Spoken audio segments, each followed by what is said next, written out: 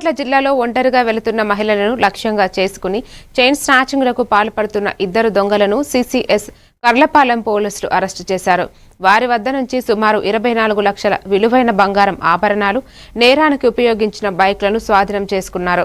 జిల్లా SP B Umamaheshwar వివరాలు వెల్లడించగా, ప్రత్యేక బృందాలు సీసీటీవీ సాంకేతిక ఆధారాలతో నిందితులను గుర్తించి NH 216 వద్ద అదుపులోకి తీసుకున్నట్లు తెలిపారు.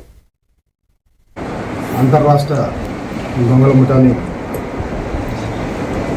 బాపట్ల సిసిఎస్, అదేవిధంగా Bapatla rural circle police team ప్రత్యేక దృష్టి పెట్టి పట్టుకోవడం జరిగింది.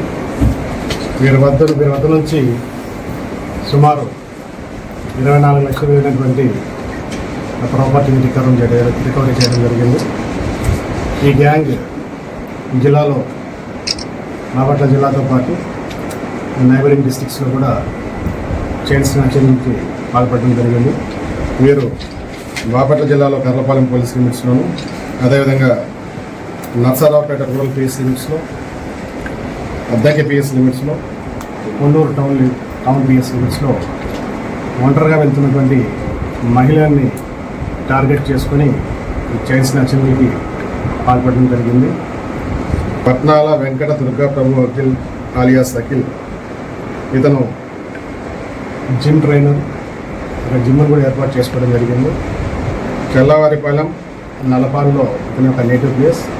ప్రజెంట్ పెరంగిపురంలో ఈ జిమ్ని పెట్టుకొని జిమ్ని ఆర్గనైజ్ చేస్తున్నాడు. ఇతనితో పాటు షేక్ రాజా, ఈ శారదా కాలనీ గుంటూరు సంబంధించిన వ్యక్తి. వీళ్ళిద్దరూ గ్యాంగ్గా ఫామ్ అయ్యి చైన్ స్నాచింగ్కి పాల్పడడం జరిగింది. బాపట్ల